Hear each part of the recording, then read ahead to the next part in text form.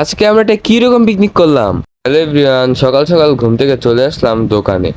দোকান বন্ধ করে তারপর আমি চলে গেলাম ক্যারাম খেলতে। ক্যারাম খেলে এসে প্রথমে কলা গাছের পাতা কেটে নিয়ে আসলাম, কারণ আজকে আমরা ইউনিকভাবে কলা গাছের পাতায় আমরা এবার পিকনিক করব। আমরা সবাই মিলে বসে পড়লাম কলা পাতায় খাওয়ার জন্য। এখানে সব কলা পান ওয়েট করতেছে কখন খাবার আসবে আর গপ গপ করে গিলবে। তো দেখতে দেখতে চলে আসতো খাবার। এবার আমার সামনে ডিমটা চলে আসলো, আর আমার জিভ দিয়ে তো দেখছেন জল পড়তেই আছে।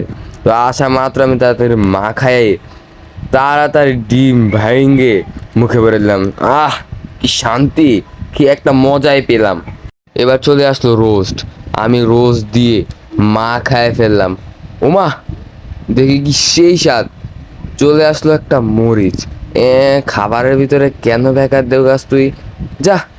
পরে ডিমটা দিয়ে গপ গপ করে খেয়ে ফেললাম। কি শান্তি। কেউ আবার বললেন আমি জীবনে প্রথমবার রোজ খাইতেছি। হ্যাঁ, মিশা কথা না।